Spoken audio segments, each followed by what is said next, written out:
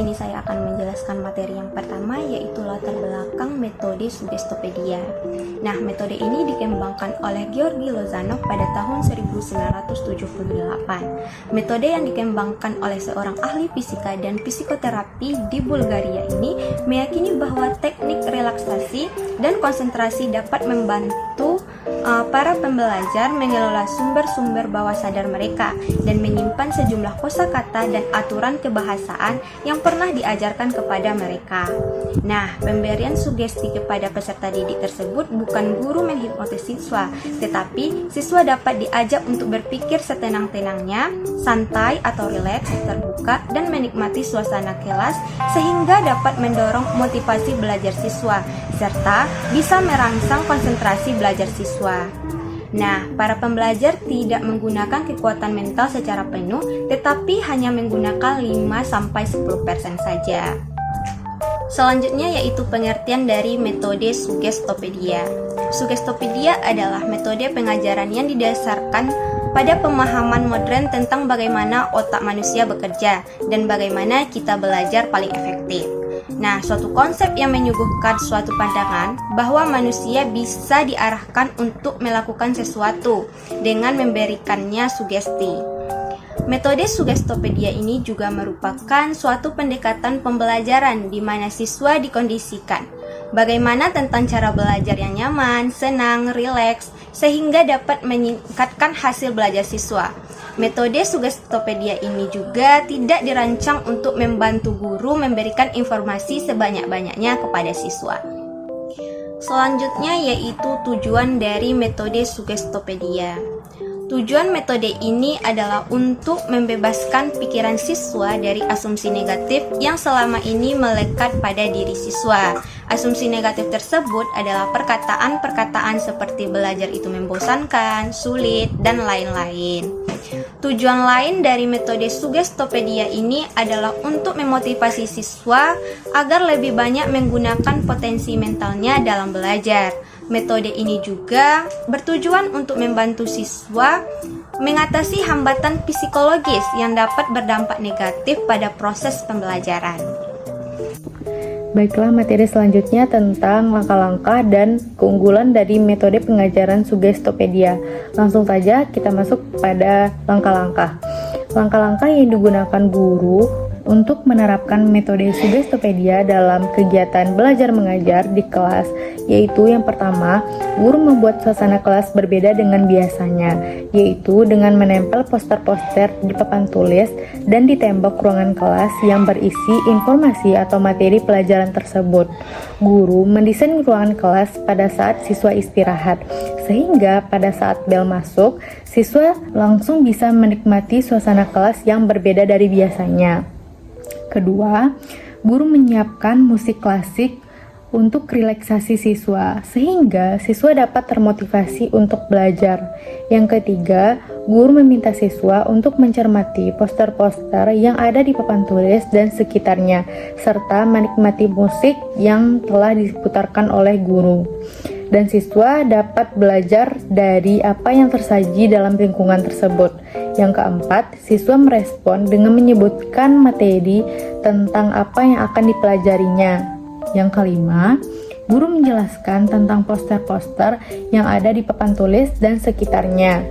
Yang keenam, penugasan kepada siswa untuk mengisi soal teka-teki silang yang soal tersebut berisi tentang materi yang ada pada poster-poster yang tadinya sudah siswa amati. Selanjutnya, keunggulan dari metode pengajaran Suggestopedia. Beberapa keuntungan, manfaat, atau kelebihan yang bisa didapatkan dari metode pengajaran Suggestopedia dibandingkan dengan metode-metode yang lainnya, yaitu yang pertama, dapat dipahami berdasarkan prinsip desugesti dan sugesti. Dengan menggunakan metode pengajaran ini, siswa dalam belajar bahasa dapat mengurangi filter afektifnya dengan kondisi kelas yang desugesti positif kepada siswa. Siswa bisa menikmati kelas dengan kondisi psikologi yang optimal. Kelas Suggestopedia juga diadakan di dalam kelas biasa dengan kursi yang nyaman, yang mana juga bisa membantu siswa rileks. Guru juga bisa melakukan beberapa hal yang lain untuk mengurangi filter afektif tersebut. Lalu selanjutnya yang kedua, konsep otoritas.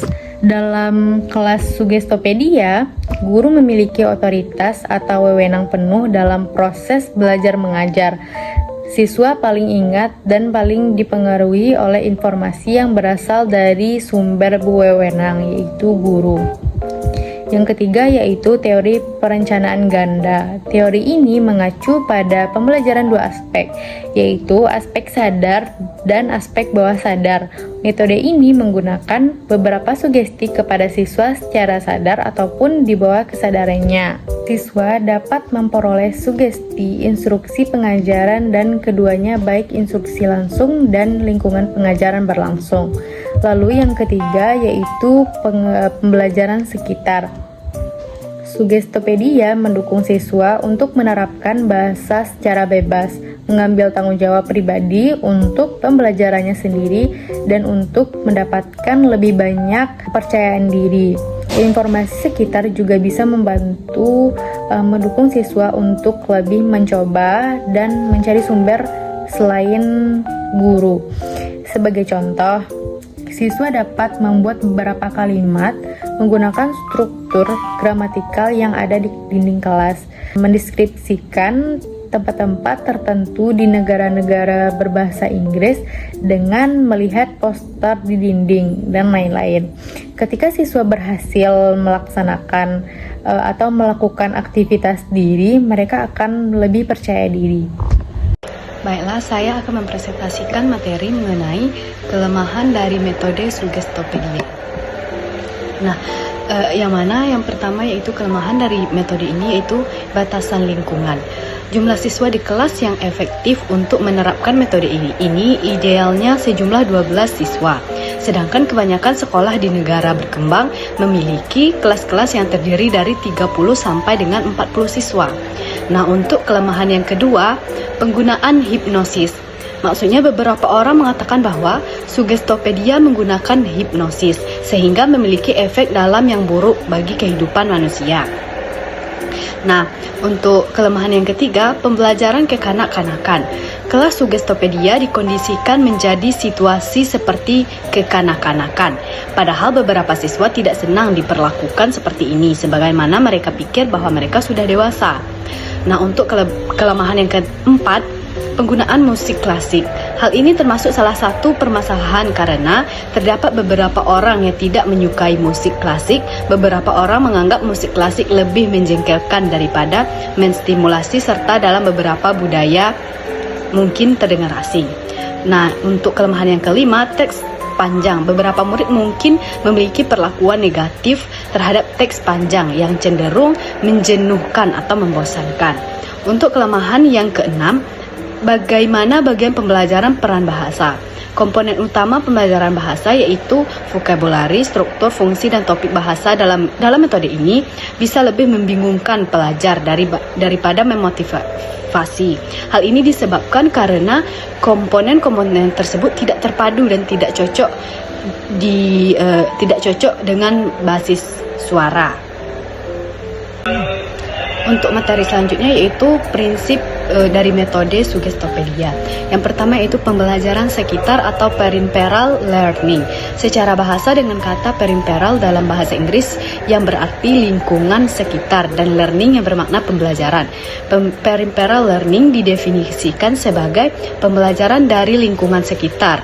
Siswa yang di dalamnya mereka dapat belajar banyak hal yang mereka lihat di sekitarnya. Ini menurut Vater-Niport 2013. Nah, adapun salah satu contoh langkah-langkah penerapan teknik pembelajaran sekitar atau peripheral learning di kelas, guru dapat memasang poster-poster dengan isi gramatikal bahasa. Dengan memasang poster yang berisi informasi gramatikal bahasa target pada dinding kelas, siswa akan menyerap informasi-informasi penting dengan mudah. Guru pun tidak perlu meminta perhatian siswa untuk ditunjukkan ke poster. Kemudian poster bisa diganti dari waktu ke waktu untuk menyediakan informasi sesuai dengan apa yang akan dipelajari oleh siswa. Nah, untuk metode yang kedua yaitu teknik sugesti positif, yang mana Di sini guru bertanggung jawab adalah untuk mengatur faktor sugesti dalam situasi belajar sehingga membantu siswa memecahkan hambatan belajar yang mereka bawa. Seorang guru memberitahu siswa bahwa mereka akan berhasil. Jenis sugesti ini disebut sugesti langsung dan secara langsung menarik bagi siswa dengan kesadaran. Sugesti tidak langsung menarik bagi alam bawah sadar siswa yang lebih kuat dan keduanya.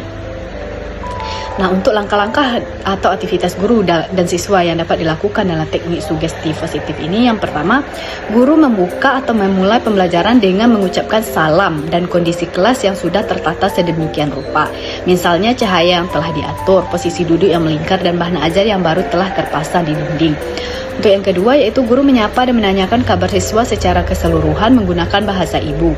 Yang ketiga, guru memberikan motivasi dan semangat kepada siswa dengan meyakinkan mereka bahwa mereka akan berhasil dalam segala hal, khususnya dalam proses pembelajaran bahasa asing.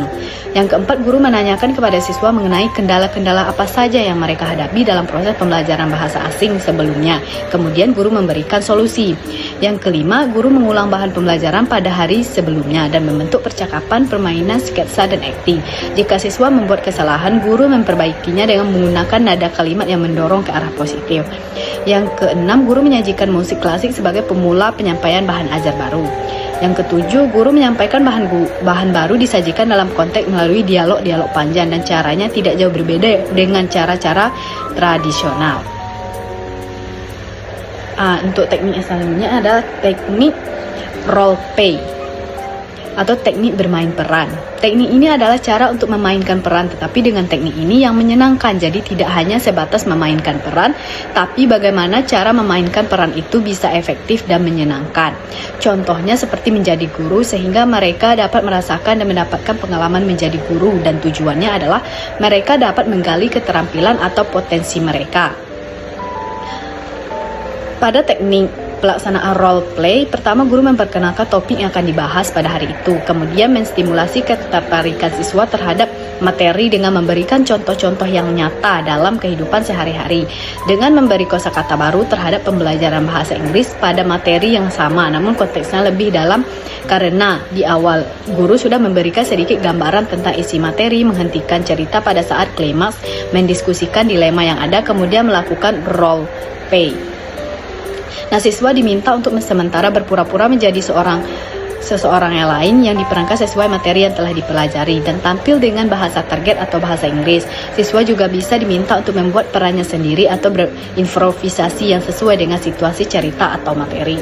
Nah, untuk prinsip yang selanjutnya itu konser pertama atau disebut konser aktif yang melibatkan presentasi aktif dari materi yang akan dipelajari. Ini berarti bahwa siswa aktif dalam proses pembelajar mengajar. Di sini guru menggunakan beberapa musik klasik dan dia membaca teks selaras dengan frasa musik. Dalam penelitian yang siswa secara aktif mengikuti guru membaca materi. Kegiatan ini adalah salah satu kegiatan pemahaman berbicara karena siswa secara aktif mengikuti bacaan guru, yang berarti mereka membaca dengan keras teks. Untuk secara garis besarnya langkah-langkahnya sebagai berikut. Yang pertama, guru membacakan teksnya dan siswa diminta untuk menirukan. Yang kedua, selama proses berlangsung guru memutar musik agar siswa lebih rileks dan nyaman. Dan yang ketiga, setelah dirasa cukup, guru mengetes murid dengan meminta siswa menutup buku dan mengulangi perkataan guru tadi. Untuk prinsip yang selanjutnya itu konser kedua. Konser kedua disebut juga dengan konser pasif. Pada tahap teknik ini nuansa rileks dibuat siswa mendengarkan dengan mata tertutup. Jadi siswa mendengarkan guru ketika sedang membaca teks dengan ritme dan cara membaca yang benar. Di mana siswa juga tetap disuguhkan dengan musik klasik dan cara membaca guru dengan sangat pelan agar siswa mudah untuk memahami apa yang sedang dibacakan oleh guru. Sekian presentasi materi dari saya. Terima kasih. Nah, dapat disimpulkan bahwasanya Sugestopedia adalah metode pengajaran yang didasarkan pada pemahaman modern tentang bagaimana otak manusia bekerja dan bagaimana kita belajar paling efektif. Tujuan dari metode Sugestopedia sendiri adalah untuk membebaskan pikiran siswa dari asumsi negatif yang selama ini sudah melekat pada diri siswa. Asumsi negatif tersebut adalah perkataan-perkataan seperti belajar itu membosankan, sulit, dan lain sebagainya.